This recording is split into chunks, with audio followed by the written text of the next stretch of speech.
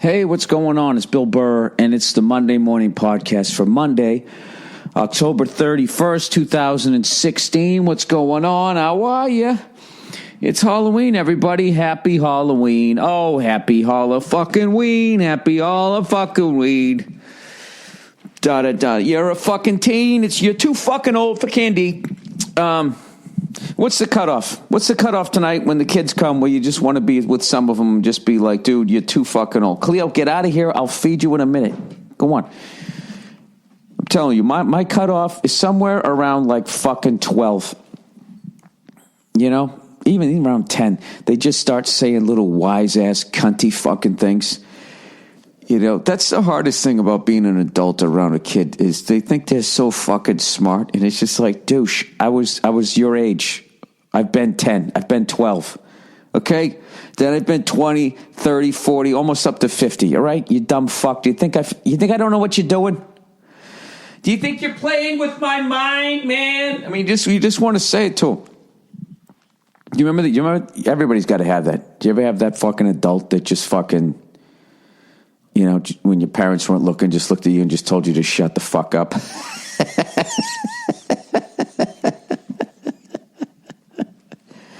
It probably doesn't happen nowadays because of all the smartphones and everybody's got a video camera and the kid blogs about it. Next thing you know, you get arrested for, I don't know what.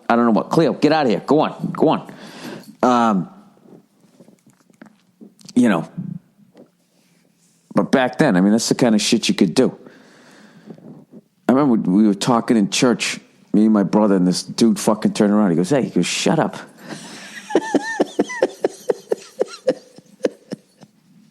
He just said that. He goes, will you shut up? You know, and it's just one of those things, you know, and then I looked at my mother and she fucking put her eyebrows up like, yeah, well, shut the fuck up. That doesn't happen nowadays. The parent, you don't talk, you know, that's emotional abuse, verbal abuse. No, your kid needs to shut the fuck up. So what hour do you think? There's that fucking hour where they just stop being cute. You know, they just stop being cute and they get fucking annoying, and then it goes over the hill where it just becomes like, you know, they're coming up to your thing and they got this shit-eating grin smirk on their face. I'm telling you, this fucking year, if some kid comes up with a smirk on his face, I go, I'm not giving you any candy because that look on your face. This is what I want to say, but you can't because of that look on your face. And if you do anything to my mailbox or anything like that, I'm going to fucking kill you. All right? You fucking pussy. You don't even know how to drive yet. Get the fuck out of here. All right? But you can't say, you know, you can't, not in today's America. Not in today's America. Well, you know what? Trump's going to bring that back.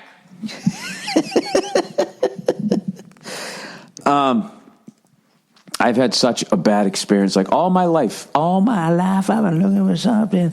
I've been waiting for, I couldn't wait to have a fucking house that kids came by to go trick-or-treating. I mean, I moved out and the first time I lived like in the attic of a fucking old house that they turned into an apartment. It was fucking hilarious. And you had to like walk down the center of the apartment so your head wouldn't hit either side of the fucking roof.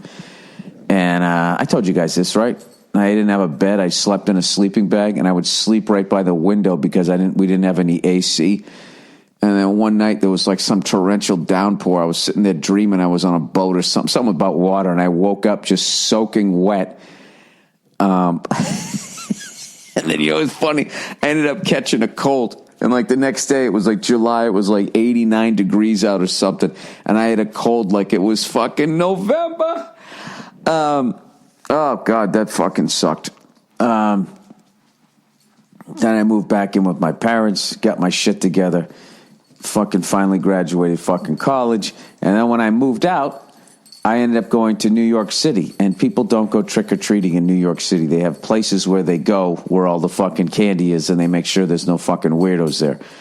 And then when I finally moved out to L.A., I don't know, people still didn't come to my first apartment. It was when I got my house, you know, 5 years ago. They was just like, all right, now they're going to be coming, and I was fucking loaded for bear, and I did the bit on it. I had the full-size candy bars.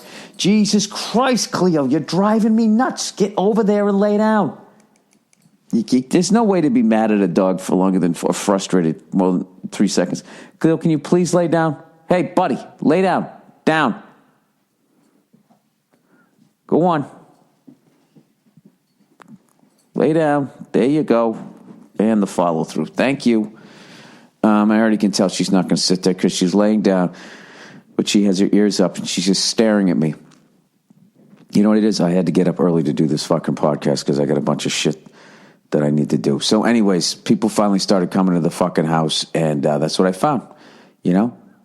As soon as the sun goes down, I know we always talk about this, but you got to admit, it's true. The first, hour and a half, it's the cutest fucking kids you've ever seen. The parents are great.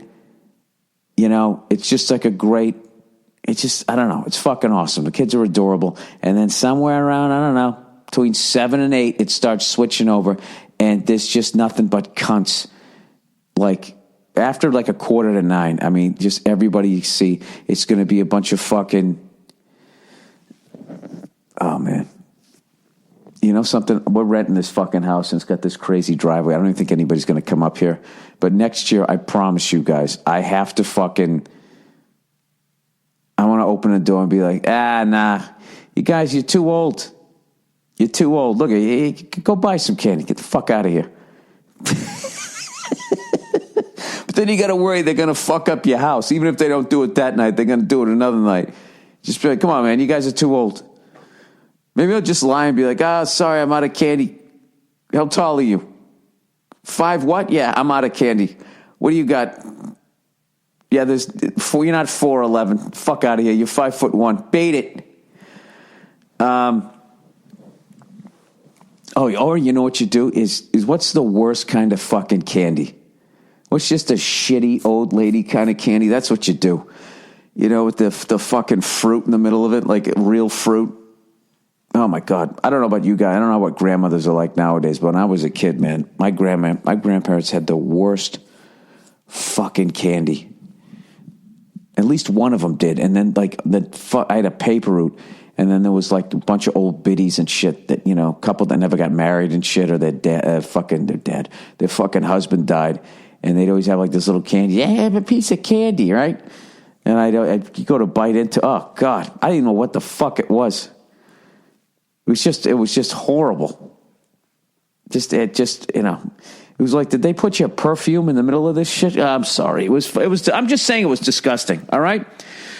So anyways, I'm actually going to a Halloween party tonight. I was going to make some pumpkin bread for the host, right? I was like, the party, and Nia's going I was like, man, I got so much shit to do, and I got to make that pumpkin bread. And then she just goes well, why don't you just not do that? We'll just, we'll go get a bottle of champagne.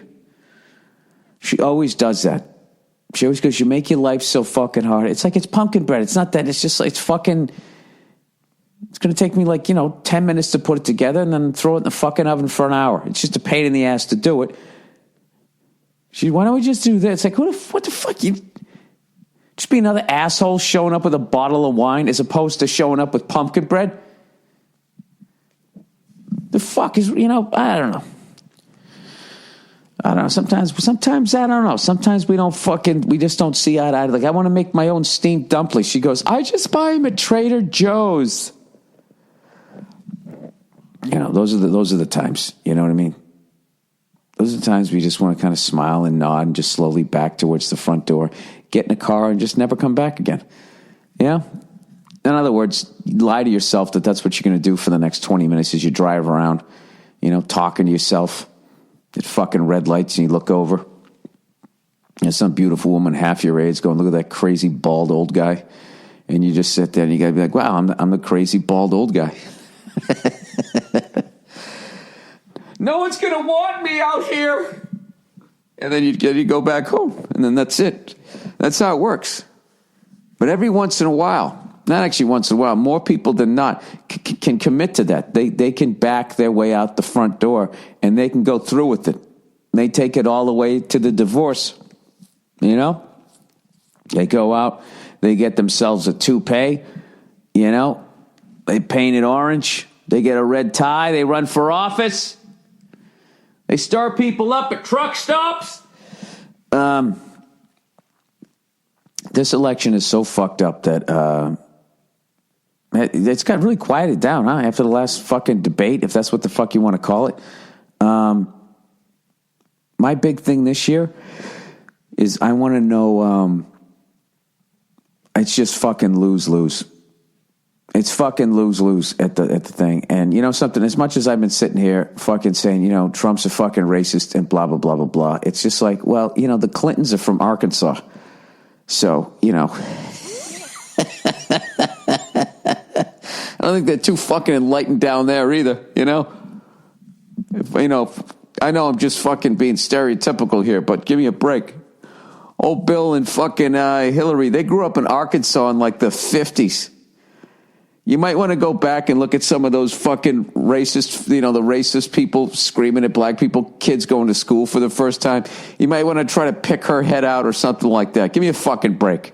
You're from Arkansas. I love that shit where just because you're a Democrat, that just means that, you know, that you're not homophobic, you're not racist, or I wear blue. I just don't fucking, or that if you're a Republican, then that automatically means that you want to bury babies in the backyard, you know, unless they're fucking blue-eyed white babies. You know what I mean? Like that whole fucking, you know, the corporations and all that. They're all fucking cunts. And you know how I know that? Because I'm a cunt too, and I'm somewhere in the middle. I like to think. I definitely lean more fucking left, but I'm also a contrarian, and now I live out here in Hollywood, and I just can't fucking deal with these people out here. And that it's driving me. I don't think it's driving me to the right. It's driving me to say things on the right just to fuck with these people. Like, I love trashing Hillary out here. It's one of my favorite fucking things to do. You know, last night I was fucking around the stage and I was talking about that. I was talking about how, you know, well, Hillary's from fucking Arkansas, everybody. And they all kind of laughed. I go, you know, those fucking flyover states that you guys all shit on out here, you know? And, you know, of course it gets fucking, I don't know, whatever. You know what the big thing is on this ballot is? Wherever the fuck you live, more important than whether that orange-headed fucking racist cunt or that devil woman with her fucking issues, right? She lived in Arkansas in the 1950s. Jesus Christ. Right? Give me a fucking break. Or you know what the biggest fucking thing is? Sorry, I'm losing my train of thought here. Is all the props, the state propositions. You know, and this is what pisses me off. So I go to this website to try to figure out California's 17 ballot measure propositions explained. All right? And all they do is they sort of explain the thing, but what they don't have, what I cannot find, is all the bullshit that is attached to each one of these propositions. Like, this shit is so fucked up, and I do not understand why this is never addressed. Why on all these propositions, like no means yes, yes means no, and then there's a little bit of maybe in there. And then if you vote for the fucking shit, there's some other measure saying that, you know, yeah, it's okay to fucking stick a baby in a snowbank for fucking, you know, 13 hours until it freezes to death or whatever, however fucking long it would take, you know? I can't find anything that says all the shit that's attached to it. Why can't the fucking ballot just be fucking, the proposition just be written clearly so regular people understand it? Yes means yes, no means no, and there's nothing else attached to it. You know, like they'll say, all right, here we go. Proposition 51 allows the sales of $9 billion in bonds to pay for new kindergarten to 12th grade and community college facilities. The basics. Roughly 6 million students attend K. You know what the fuck it is. Proposition 51 wants to address the needs by allowing the sale of $9 billion in general obligation bonds to pay for buildings and modernizing K-12 and community college. It's the first school bond measure on the state ballot since 2006. It's unusual because it's sponsored by the building industry. Okay, right there. The fact that it's sponsored by the building industry means they're going to charge us up the fucking ass. And in the end, even though they get $9 billion, they're going to come in with the fucking tab of about $15 billion. And then they're going to be like, well, we already started it, so I guess we got to physically move some fucking shit from someplace else. Typically, the legislator would be the path for getting this kind of proposition on the ballot, but it hasn't been able to do so in recent years. Yeah, the fact that the building industry wants to do it, you already know this is crooked as shit. What you're voting on, about $7 billion, nearly 80, see, look at this shit. $7 billion would be allocated to the K-12 thing, and what, another $2 billion would be for the community college. I got to read all of this shit. Supporters include developers, builders, school board officials, and business groups. I don't like any of those people. All right? Supporters say, many of our schools need repairs and upgrades to make them safe for our children. That's very vague. Proposition 51 will improve education overall and help expand space at community colleges so more students can attend. Opponents say Prop 54 would add to the state debt, which is already more than $400 billion. How the fuck is California $400 billion in debt? Bond measures should be passed locally, giving communities control of how the money is spent. Ah, Jesus. I mean, do you feel any closer? All right, so there's one comment.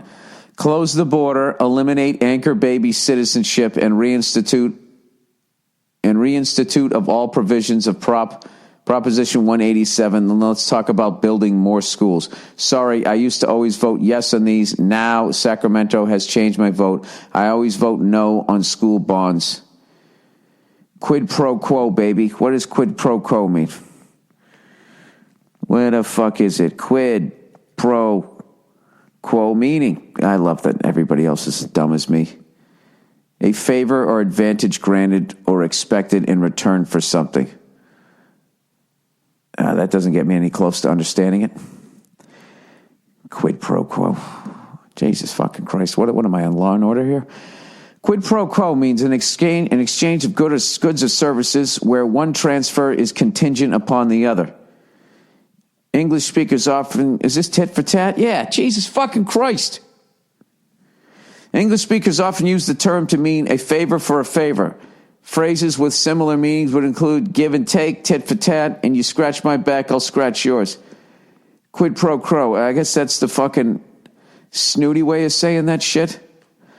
Well, let's go back to close the borders here so I can try to figure out what his fucking point is. Oh, I get it. Close the fucking borders, and then I'll give money to this. All right, I see what the guy's saying. I don't know if it's right or not. All right, fuck politics. All right, you know what? I tried. I fucking tried.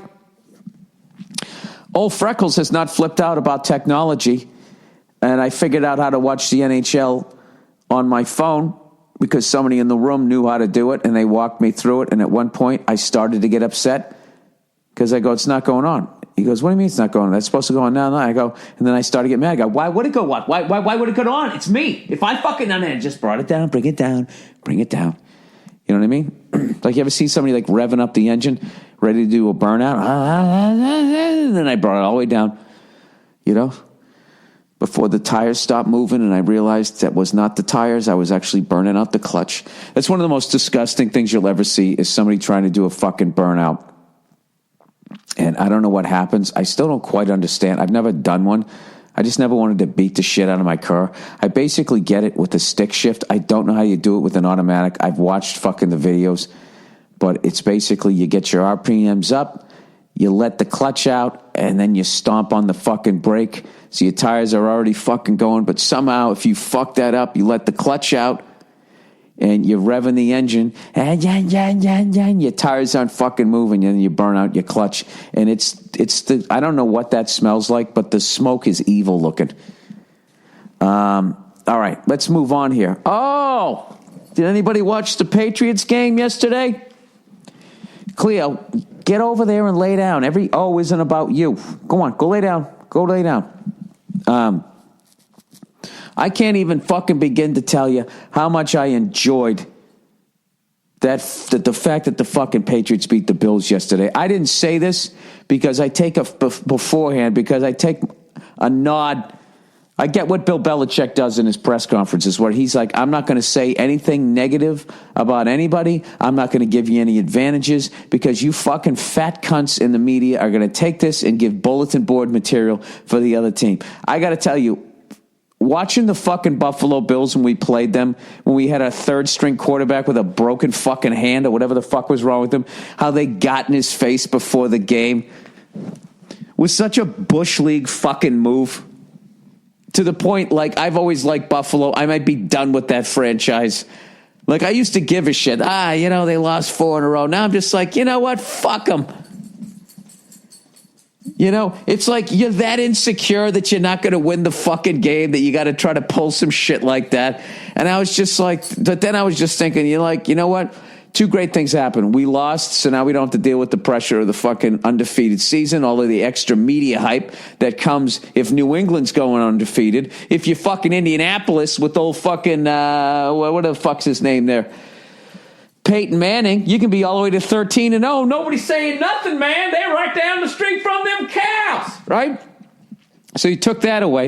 And then also I'm like, the Patriots are going to beat the shit out of this fucking team the next time because of that bullshit. Because I know in-house they must have talked about it. And there you go. You get 41 fucking points, whatever the fuck we scored against you. Having said all that, I'd like to say a lot of positive things, like Tyrod Taylor's like impossible to fucking tackle. I know the Bills had a bunch of fucking injuries, and I'd make those excuses, but they don't give a fuck. Those fucking animals. They don't give a shit. They were talking all kinds of trash to a third-string quarterback like they were coming out on the field getting ready to lose another fucking Super Bowl. I love that you're fucking ringless. I love that you're 4-3. Hey, Buffalo, we're on our way to the playoffs. See you next year, fuckos. Woo! Oh, I enjoyed that. I really fucking enjoyed that. Fucking Rex Ryan told them to do it too. Oh, God, I've been waiting to go off on this. You fucking get out there and you fucking, because we're the best fucking in the fucking AFC fucking East. Yeah, go have another fucking hero, you tub of shit. You want to talk about cheating? We let a little air out of the ball. He got fucking that stomach gastric surgery. He's a fat fuck. He cheated. Letting air out of the ball. He had to fucking choke out 3/4 of his stomach so he could actually see his dick every once in a while. Oh, sorry.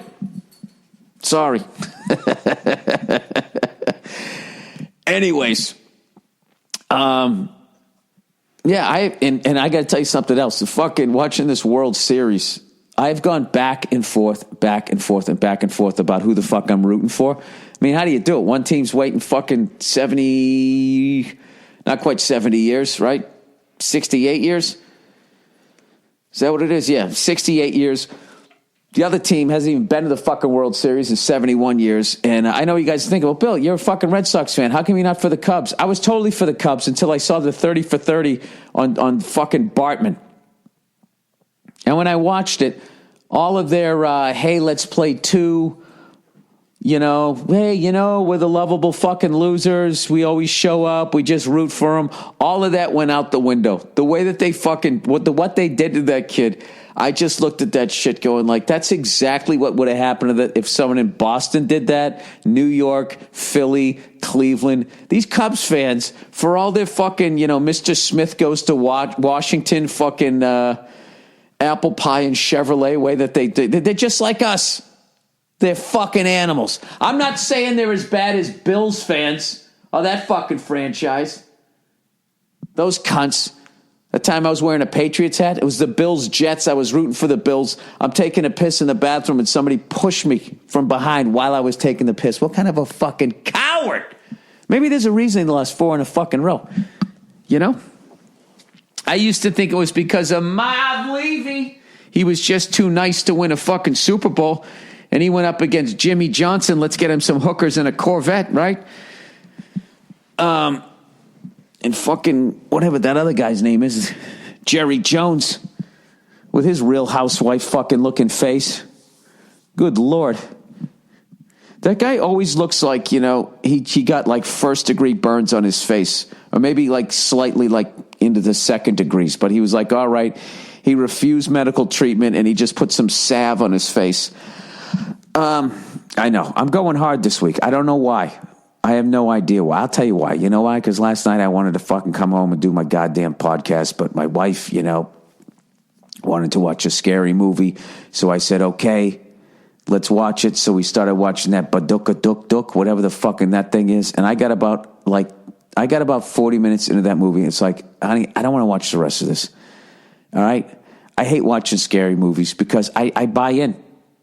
I fucking buy in. And I'm just like, I don't want to watch this thing terrorizing this woman and that kid for the next fucking 90 goddamn minutes because I know neither one of them's going to die. I know eventually they're going to figure out how to put Badooka back into the fucking thing, and then they're going to do something with the book that lets me know that there's going to be another one, because they're always, fucking horror movies can never just fucking end. You know what I mean? Every one of them, they got to get greedy, like Friday the 13th, part fucking 97. You know what I mean? Nightmare on Elm Street. They did like 20 of those. Hellraiser 15. Evil Dead Part 6. They just want to keep fucking going. And I don't know. I just don't like fucking sitting there having anxiety. And with each scene, they're gradually going to ramp it up. The first time, it's just a little bit of knocking. And then there's a shadow. And then, I was just like, I got a bad feeling this thing's going to kill the dog. And I don't want to fucking see that. All right. They already foreshadowed in the book that's what's going to happen. They kind of showed you basically with the pop-up book. Fuck off if you think I'm ruining this. This is like paint by numbers. Every fucking one of them. I'm getting upset because I just hate. So I was like, I don't want to watch the rest of this. So she ends up shutting it off.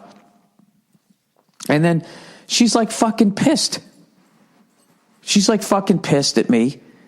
And it's just like, I like Westworld. My wife doesn't give a fuck about Westworld. I'm still on episode 2 because every night I want to fucking watch it. She's like, nah. I want to watch The Real Housewives of fucking St. Louis or whatever the fuck it is. So anyways, let me get back to the Cubs thing. So, right out of the gate, not only is the country, it seems, for the Chicago Cubs, it's kind of having this vibe of this foregone conclusion that they're kind of going to win this thing. So I have family, or I had family back in the day, out in Ohio. My grandmother worked for the Cleveland Press, and way back in the day, I had family, I just had family out there, right? And so growing up, I kind of was, I was always a Red Sox fan, but, I kind of, through my relatives, also kind of rooted for the Indians. You know what I mean? Like I didn't mind the Indians, even though they were in our division way back in the day. That and the Tigers, you know what I mean? Just because of relatives, cousins, and all that shit. So I was just like, I kind of like the fucking Indians. And, that Steve Bartman shit, like the level that they took that to, that's exactly what would have happened in Philly and all this shit. If it happened out in L.A., that poor kid would have got killed.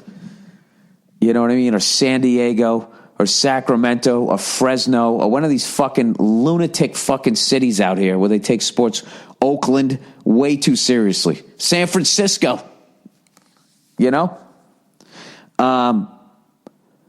So it made me just kind of fucking sort of pull back.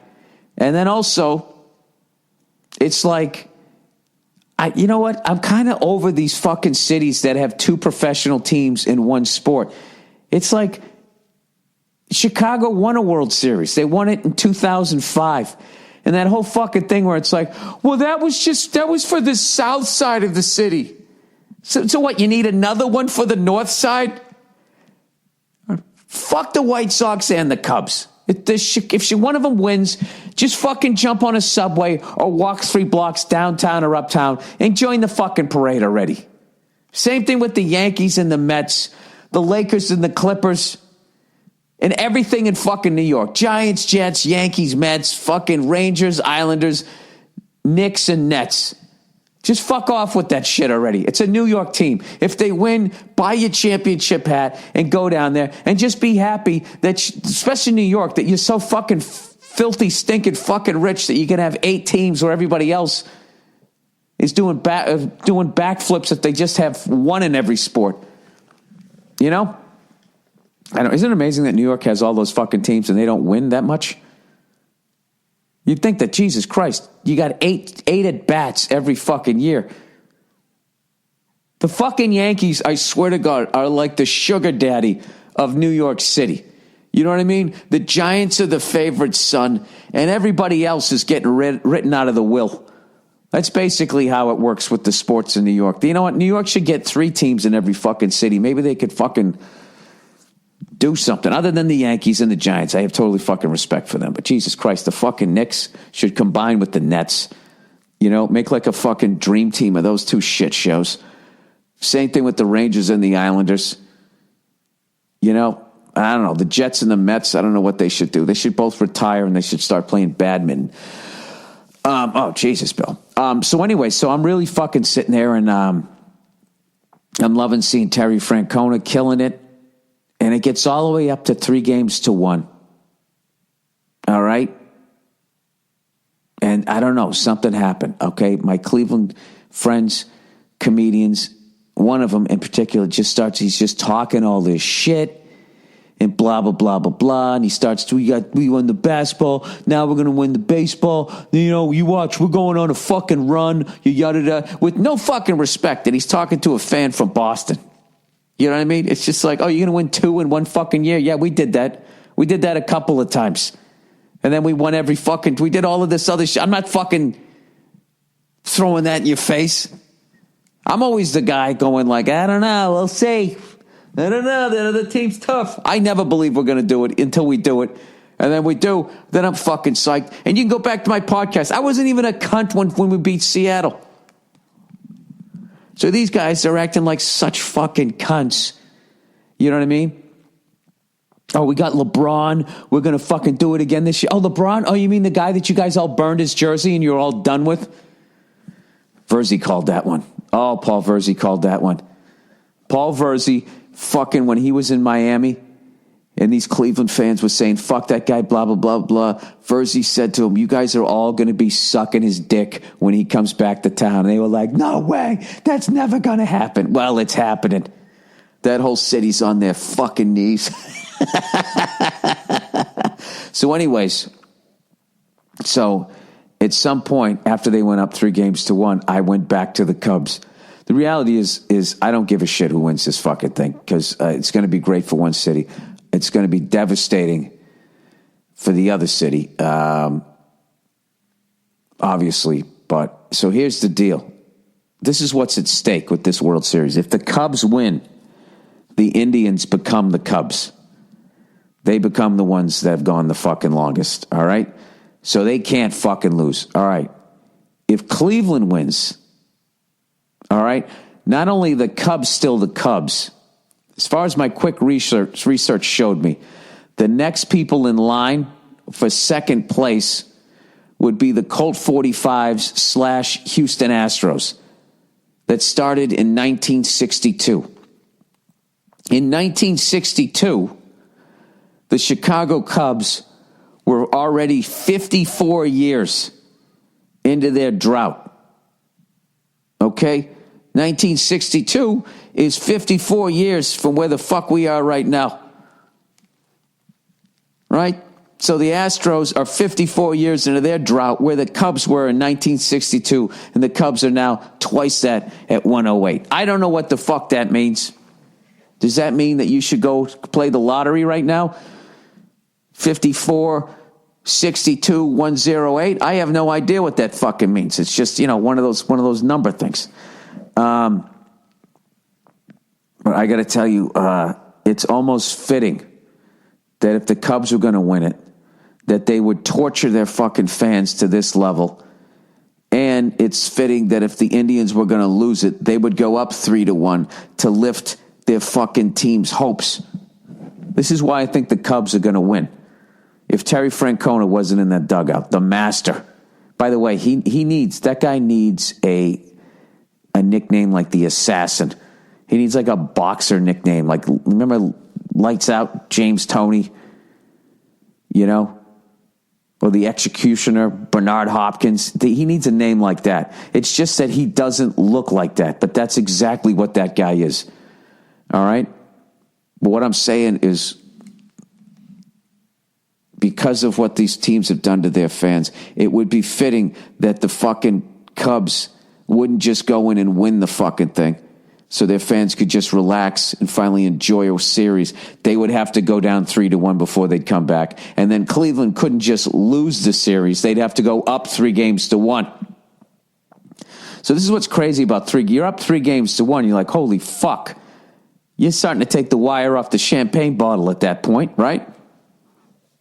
But then all of a sudden, you fucking lose game 5. And just instantly, it's like, holy fuck. If we lose the next one, it's all tied up. So now the pressure is on the Indians. I'll tell you, the Cubs are going in there. They're playing loose. They got nothing to lose other than fucking a 108-year drought. I don't know who's on the mound. I don't know what. But I'm going to say the obvious. The Cubs got to go. They got to score early and make the fucking Indians tighten up. That's what the fuck they got to do. Or that's what's going to happen in Game 6. Either the Cubs are going to score early, Indians fucking tighten up, and then lose the game, and then we get a Game 7. Or if the Indians go up early, it's going to be a bloodbath. It's going to be a shit show. I'm hoping the first thing happens because I want to see a Game 7 against a team that hasn't won it in 108 years and a team that hasn't won it in fucking, 68 fucking years? 68's adorable to a Red Sox fan. That's fucking hilarious. I mean, I don't give a fuck. That's where we were there in like the 70s, right? What was 68 for us? Or was that the Mets? Let's see, 1918 to 1978. That's 60 years. Right? Yeah, 86. That was 1986. So you're just at Bill Buckner. Go fuck yourselves. You know? You're just at Bill Buckner. As far as where I'm coming from, you got to go another 18 years to 2004. So I guess I won't root for the Indians. Nah, I can't. I don't know. My relatives got me into the Indians. I don't know what to do. I don't know who to root for here. You know what I'm rooting for? I'm rooting for a Game 7. Rooting for a Game 7. And then they're going to go up against each other. And one team's finally going to win that critical Game 7 and get the monkey off their back. And then another one is just going to add another giant cinder block right on the fucking hearts of their fans. It's going to, oh, God. This one has train wreck written all over it. All right, let me read a little bit of fucking advertising. Ah, Jesus there, Bill. You didn't fucking copy and paste them. I hope, by the way, you guys are watching the series because it's been unbelievable. What a fucking great series it's been. Oh, Christ, what am I doing? Come on, Bill. Click here, click there. All right, how many do we got here? All right, okay, here we go. Oh, Loot Crate, everybody. Give me the loot. Are you looking for gear, collectibles, housewares, and more? From your favorite pop culture franchise? We've got you covered. This is how, like, hipsters and, I guess, nerds get laid. You know, this is all about, Loot Crate should be like Nerd Crate. You know, there should be like a pocket pussy in there or something. We've got you covered. Loot Crate offers a range of geek and gamer items for less than $20 a month. Gamers are weird. They're either total nerds or they're like fucking jocks. Have you noticed that? Like, video games kind of transcend like the whole, what was that Matthew Broderick movie, War Games sort of thing. You know, where you get the underwear on top of your head and you're like trying to make a woman through your computer rather than just fucking getting a hooker.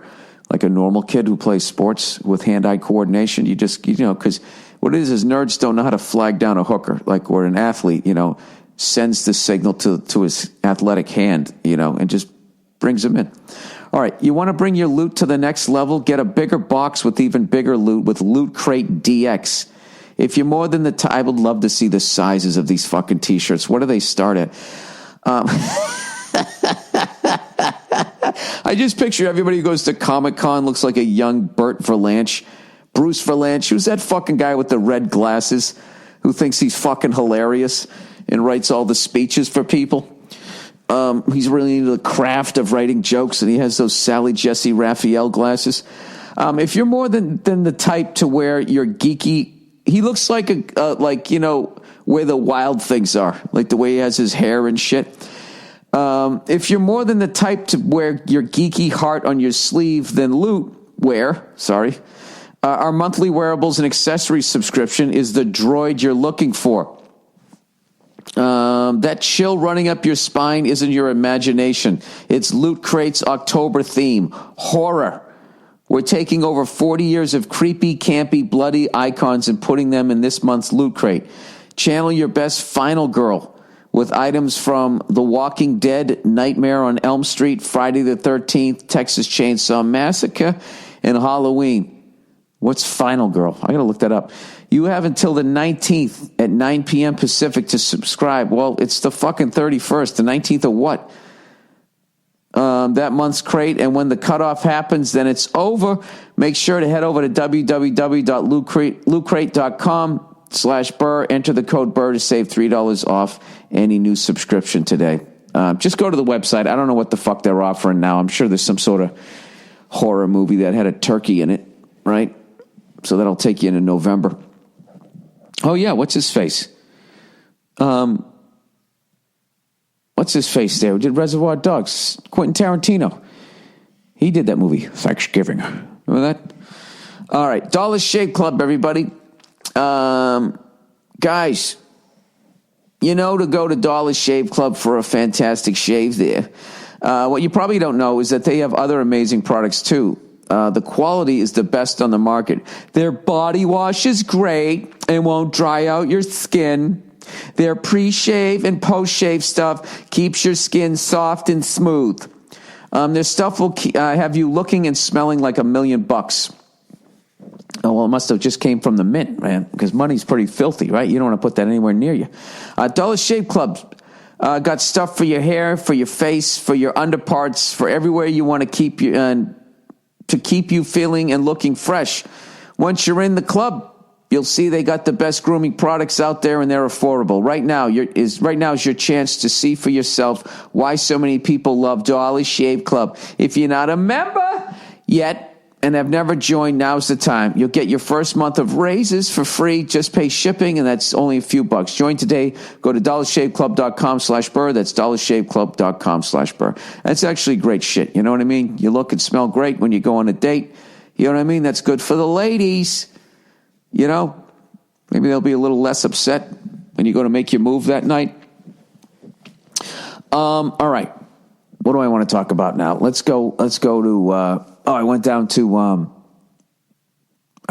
Lago last night. Been slogging through my new fucking bullshit, trying to see where the new hour is going to come from. And, I don't know. We'll see. We'll see. All I know is I don't have any fucking road gigs till February, so I can just totally chill out. I've been working out and eating like a fucking animal, though. You know, I made this pumpkin bread and shit. You know, Rogan gave me some of that elk burger. I made it late last night, and then I had a slice of pumpkin bread after it. So it's weird. It's like I'm in really good shape, but I also got this belly.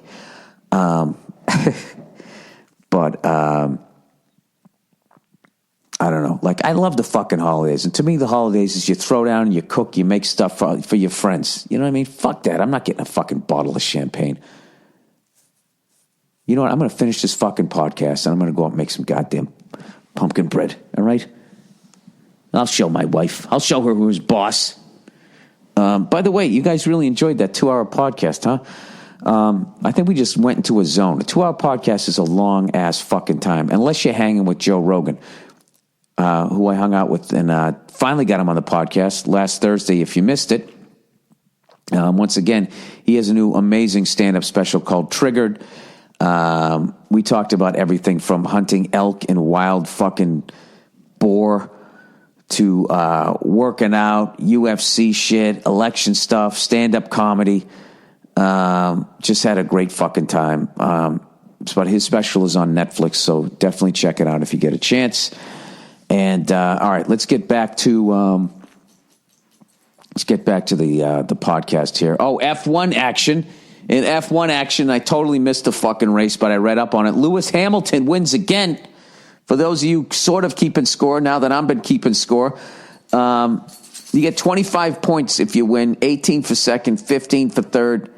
Then it's 12, 10, 8, 6, 4, 2, 1, right? That's the top, how the top fucking 10 works. Cleo, you could not be more adorable right now. And what it is she wants FOOD. I got up a little bit early to do this podcast, so now she's come over. She sat down next to me. Her ears are down, and she's rested her head on my arm, and she's just staring at me like I don't know what's going on. All right, dude. I got another 20 minutes. Just fucking relax. No. Not coming up on the couch. Go on. Go lay down. Go lay down. Cleo, get out of here, please. Jesus Christ. What the fuck? I get it. Get out of here. Cleo, get off of the couch. Lay down. Oh, now she's needy. All right. Anyways.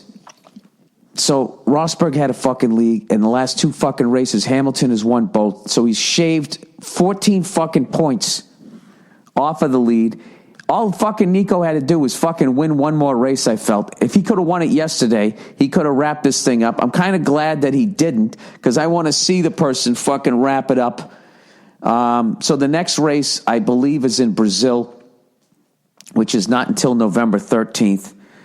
And I apologize to F1 fans, because I know I got into this shit and then I just dropped the ball in like the last 4 or 5 ones. But I'm fucking living in this goddamn house. I fucked up. I forgot that it was this week, and that I actually figured out through Apple TV or some shit that I patiently worked my way through and actually figured out that I could actually get, was it NBC Sports? Is that the name of the channel? And I could have watched the game. Could have watched the race. So I got to go home today. My house around the fucking corner. Tape that fucking thing. By the way, the kitchen's just come to a grinding fucking halt. I don't know why, but they're still telling us that they're going to finish on fucking time. So, whatever. I'm sure they will. I'm fucking sure they will. All right, let's get out of this. Let's do some. What can I talk about now? Did you guys watch Clemson, Florida? Fucking amazing game. I also watched not Clemson, Florida State. Then I also watched Florida, fucking Georgia. And you know, I was thinking when I first saw it, I was just like, man, I got to go to that game. I got to go to that game in Jacksonville, the biggest outdoor cocktail party in the world, as they say. And I'm like, I bet the fans are cool with each other. They're fucking, because it's a neutral site. Everybody's just psyched to be away from their house. Sorry, I'm fucking yawning here. Georgia scores first. They cut to the Georgia fans in the stands, and I clearly see this guy turned around, not facing the field, and just giving the finger to the Florida fans above him. And I'm just like, wow. All right, it's at that level. Okay, it's at that fucking level.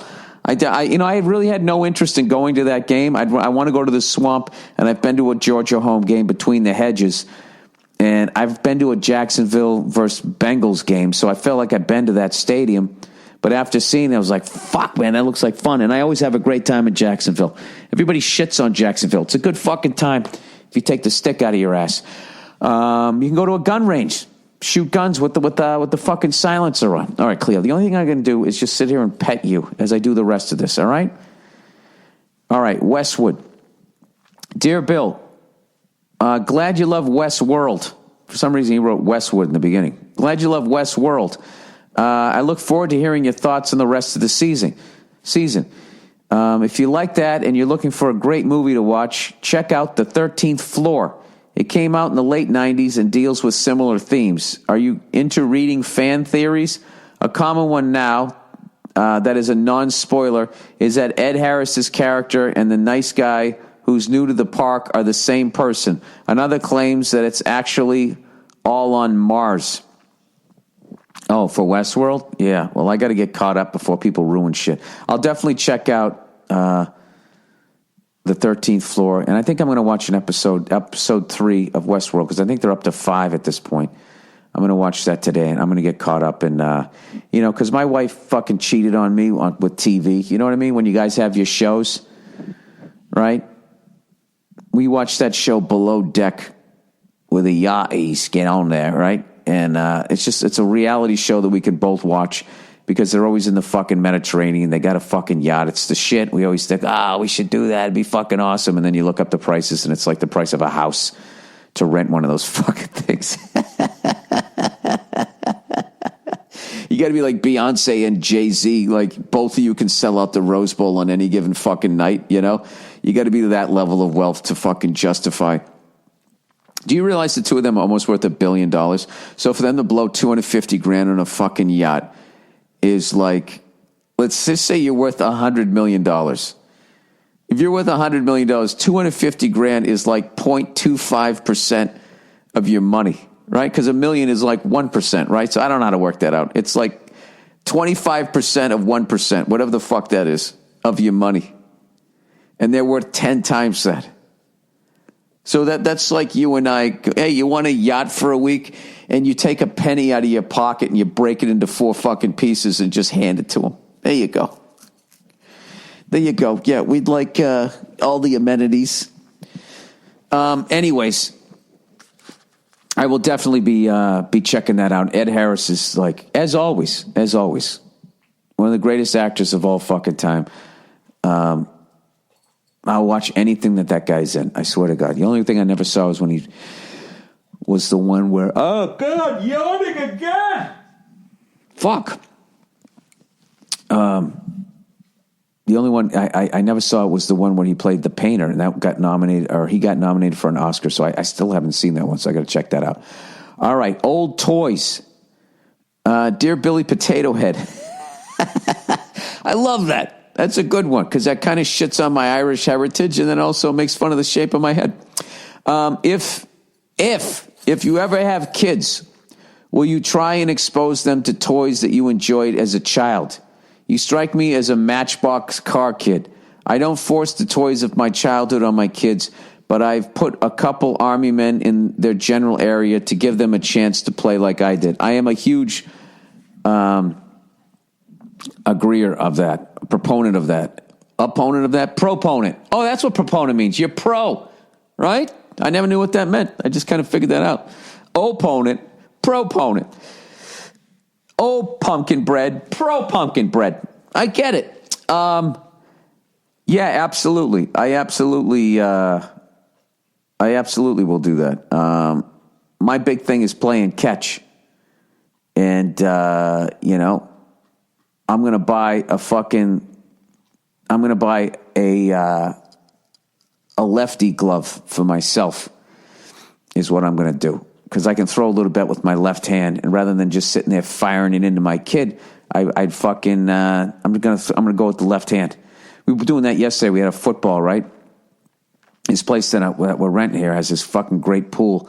So it was halftime of the Florida game, and we're out there smoking cigars and shit. And we finished that up. We got the game turned up loud. So the game there was 4 guys, right? So you had 2 on one side of the pool, 2 on the other side of the pool. So you had to throw with your opposite hand. First person that sent it into the pool, or if you had a catchable ball and it fell into the pool, was, I don't know, whatever the fuck it was that thing, that word you can't fucking say anymore because everybody gets offended. And it's not a racial slur, but it is, you know the word. Nobody said it, but we all knew. Without saying, we're older guys. Like, that's what it means. So, anyways, yeah, I would definitely do that. I was not a Matchbox car kid. I was Corgi cars. We used to call them Corgi because we didn't know it was pronounced Corgi until we got older. And I'm so old that I remember when they had rubber wheels on them. And I had the giant oil truck. I was big. I had all the race cars. I had the Johnny Player Special. I had the Jackie Stewart Elf car. And my mother doesn't throw out shit, so I still have all of them. I had one of those, that kind of racing where the car just looks like a giant doorstop. It wasn't Formula One. It's not IndyCar racing. It's not open wheel. The car looks like a water slide. Like you could slide from the fin all the way down to the front. I don't know what kind. I had a white and red one of those. Lincoln Logs, Lego blocks. Stuff like that. I think it's big to not have to keep your kids, I don't know, you got to get them outside, and you got to keep them in their own, like, I don't know. I have such a hatred of computers and iPads and all of that shit. And kids just love them. I mean, they go up to it like, liquid television type of shit, Back in the day, the MTV, I remember that graphic. It used to just make me want to sit down and watch it. I don't know, Mr. Potato Head, I don't know about that. Definitely like board games. I think it'd be fun. Playing cards. I think it's cool to expose your kids to that, so they have like that old school shit. Like, wasn't it always the greatest? Like when, like, for me, if I met some woman. I took her out on a date, and she had some old school stuff about her. You know what I mean? That stuff that was sort of passed down. I think that's really like a cool thing. And I think like some shit like playing cards, playing catch, like going outside. It's just like, riding bicycles. Just like all that shit is going away. And I'm not one of these old people that I look at young kids and be like, what are they doing today? They're fucking nuts. And these kids today, they don't get it. And it's just like, I totally get why they're doing it. Because I had to tap out Grand Theft Auto 3 in like 2003 or 2004. I had to unplug my PlayStation and stick it in the back of the closet. I literally just one day, it was like the 5th day in a row, I was just playing all day long, and I could not stop. I had already beat the game. I got the cheats. I did all of that shit. And then I was just going on rampages every night, just shooting up the city. And I just, I kind of just lost everything else in my life.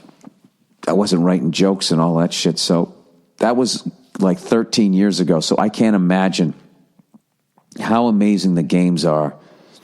And like the virtual reality goggles and all of that shit. I can't even fucking imagine like how you get your kid to go in the backyard and just have a game of catch. Like, to me, that's the greatest fucking thing ever. I think it's a great way to communicate with your kid. You know what I mean? Because it's like it's another activity going on.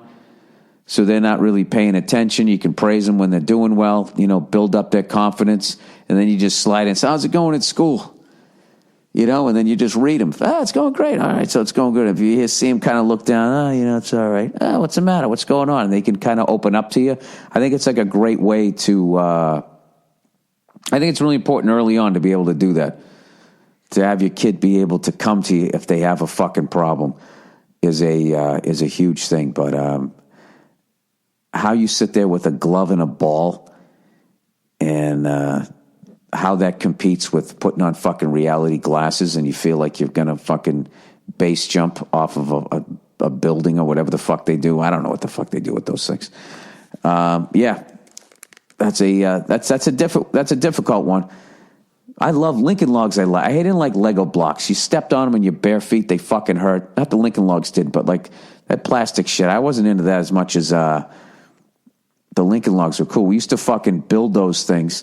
We build houses, and then we would, with our corgi cars, whatever the fuck they're called, drive them around. We'd have traffic jams and all of that type of shit. We had names for everybody that drove the cars. Remember, I had all the fucking race cars in all my, it's weird. They drove like a Formula One car to work, and then they drove the trucks. I had trucks and racing cars. Then my other brother, who's a total fucking gearhead, he actually liked like the real looking cars, like a Volkswagen Bug or like a station wagon. Like he wanted to look like the cars that you could actually fucking drive. I know my mother didn't throw all of those out. Jesus Christ, it's fucking nuts. They're all up in the attic somewhere. All right, election. Bill, the election is right around the corner. A couple weeks ago, you eulogized the Great Barrier Reef. Any last words for this election? Not the country as a whole, because I don't think it'll fall apart. But I imagine this has exposed the side of our country that we've been able to keep under wraps for a while, which is that no one ever pays attention to anything unless it's an easy talking point. That everything is more fucked up than we know or would like to admit. What's the worst thing that will happen if either candidate wins? Well, if Trump wins, the worst thing is we're going to have to listen to all these European countries talk about how dumb Americans are, especially people in England. And I just want to say to them, like, you know what? What if you threw out the person every 4 to 8 years? And I would love to see what the fuck you end up with. You know what I mean? Some years it's just not a good draft. The fucking, whatever the fuck his name is, Tony Blair, that guy's been in there since Bush. Not even saying that guy's good, but you just get somebody in there and they just stay there until they die. Doesn't he have like Margaret Thatcher's job? Ugh, the original Hillary Clinton. Hillary Clinton? Can't even say her fucking name. What's the worst that will happen? I don't know. If Trump wasn't such a fucking jerk off, if he wasn't such a jerk off, it's really what the country needs. You need somebody who isn't a part of the fucking system. You don't, but you just can't have a guy like that in there. And then Hillary is just going to be more of the fucking same. It's just going to keep driving this country towards ruin. Dude, none of them talked about the population problem. None of them talked about the nationwide heroin epidemic. None of them talked about genetically altered food. None of them talked about fucking global warming. Maybe they touched on it for a second. They haven't said shit. They're not going to do anything. None of them are going to try to stop the banks, put them in fucking line. They're building another real estate bubble. I'll tell you what's fucking hilarious out here is they are building up LA like I've never fucking seen. They bought up the House of Blues right across the street from the fucking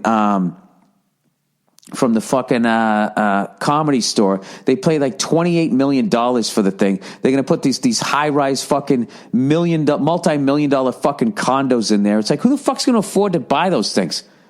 All right? And this is the thing. After 2008, after we saw what happened, they fucking gave the houses. None of the bankers went to jail. They gave them the houses back so they could do it all over again. They're building another fucking bubble.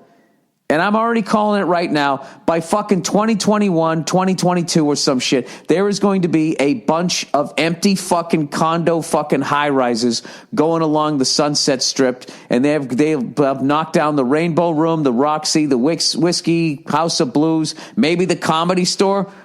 They're going to wipe out all of these fucking things. There's going to be nobody in those buildings. And even if they are in those buildings, they're going to have no fucking place to go because they knocked down all the cool places to hang out on Sunset Strip. It's so fucking stupid.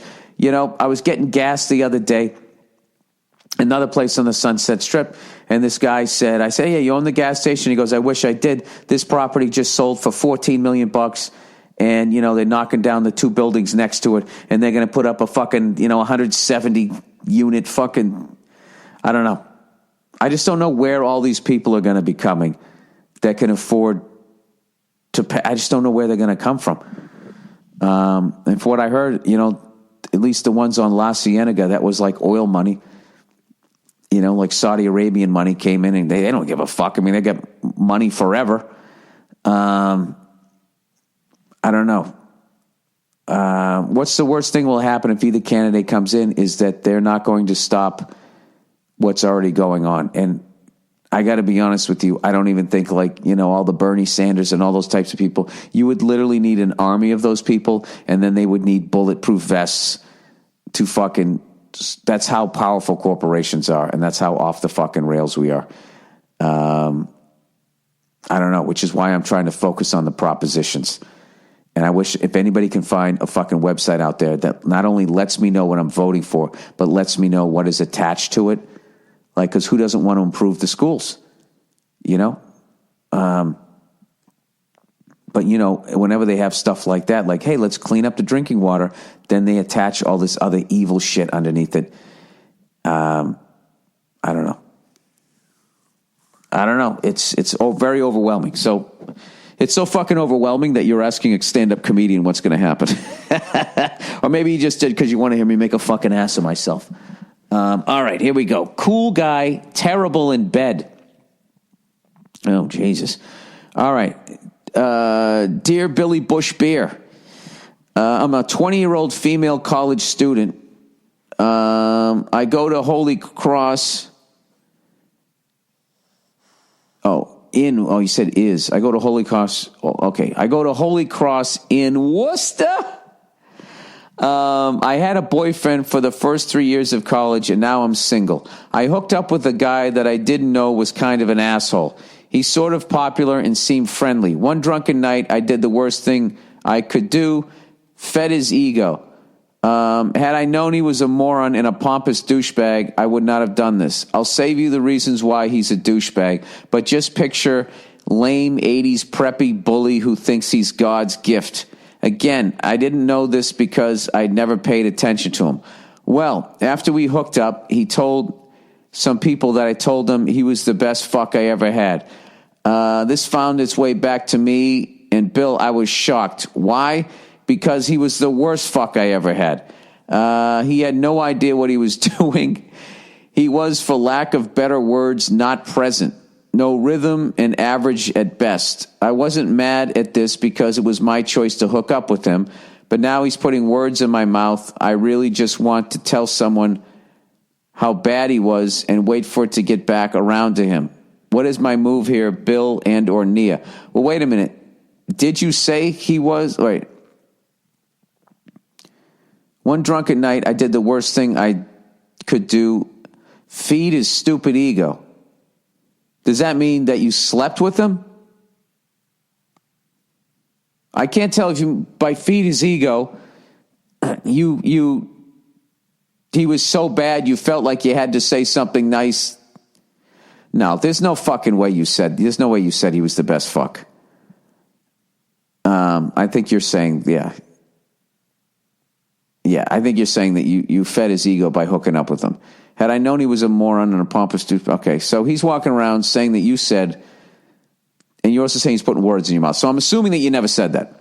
So fed his ego means that you fucking hooked up with him. That's what I'm guessing. I don't fucking know. Christ, they speak in riddles. I wasn't mad at this because, well, this is a tough one. I would call him up. And when he picked up, I'd be like, why are you walking around saying that I said you were the best fuck I ever had? I never said that. Okay? I never said that. Okay? And hear what he says. And you know something? There might be a thing. This is the thing. A lot of these guys like this are tremendously insecure. Maybe he knows he doesn't know what the fuck he's doing. So he's walking around saying that so he can feel better about himself because he feels that awful about himself. And he feels so fucking awful about himself that not only does he got to go that big, that the fucking way he feels about himself is such a big thing that he doesn't even think that that's going to get back to you. Or he doesn't even consider your fucking feelings. So, you can either be the biggest person and know that this person is tremendously insecure and walks around and probably doesn't like themselves, which is a fucking horrible feeling to have, and just take peace with that. Or you can call the guy out, which I kind of like. Okay? And and at that point you got to be, listen, if you were the best fuck I ever had, I would have said that to you. And just leave it at that, because you haven't told him that he's completely fucking inept. You know what I mean? But you're also kind of putting the guy in check. And then you have your final option, which is you can go around saying that he wasn't the best fuck I ever had. He's fucking terrible and bad. And then you know what happens is everybody just gets to sit back and enjoy watching you guys fucking do this shit. I understand why you'd want to do it. I don't know. I don't do the revenge thing. I kind of go to the person that's doing whatever they're doing that's fucking annoying me, and I just kind of chop the head off there. And then if somebody comes up to me and says what they said, I would say, I would just say to them personally, yeah, that isn't true. I never said that. I don't know. I don't know what the fuck to do. I'm sorry that this happened to you. And at 20 years of age, it's probably hard to understand a lot of the shit that I'm saying that of what that guy feels about himself. But, you can't have somebody walking around saying shit like that about you. So I would, first thing I would do, I would confront the guy, call him up and be like, why are you saying that? I never said that. And if you continue to say that, and if he kind of goes around, just be, look, if you continue to say that, you're leaving me in a position here that I have to tell them the truth. Okay? You're not the best fuck I ever had. All right? I don't know. I don't know. That's a, guys, if you listen to this thing and you're a young person, that's such a fucking asshole thing to do. All right? That's totally coming from your own goddamn insecurity. All right? And as an older, wiser fucking man, I wish that somebody older told me that when you hook up with somebody, you keep your fucking mouth shut. You know what I mean? You're quiet about it. You know, it happened. Who gives a fuck? Who knows? You know what I mean? It's an insecure fucking move. And just sit there and then she did this and then did that and she fucking did this. Like, that's a really fucking asshole thing to do. And women, if you hook up with the guy and he's fucking terrible or he's got a little dick and all that type of shit, right? If he's not out there talking shit for you to walk around fucking doing that too, that's another fucking asshole move. It's an asshole move either way. And in this case, the guy's the asshole. So, I don't know. You know something? If you can hang on until Thursday, I'll run it by Nia. I'll have her on again and I'll run it by her. It's just that she's still sleeping here. So, anyways. All right. That's it for the questions. Let me read the last two advertisements here and then, I got some pumpkin bread to make. All right. SeatGeek. Buying tickets online for sports and concerts has been a confusing process for a long time. It's always been hard to find the best deal for that game or show you want to go to, and none of those older ticket sites want to change that. But at SeatGeek, it's different.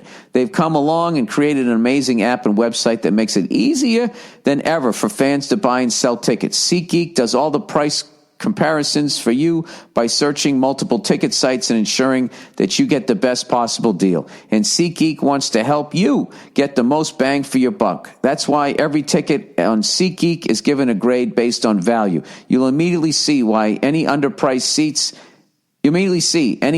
seats and be able to find the best deals fit for your budget. Best of all, my listeners get a $20 off rebate their first SeatGeek purchase. To get $20, to get your $20 rebate on tickets, download the SeatGeek app.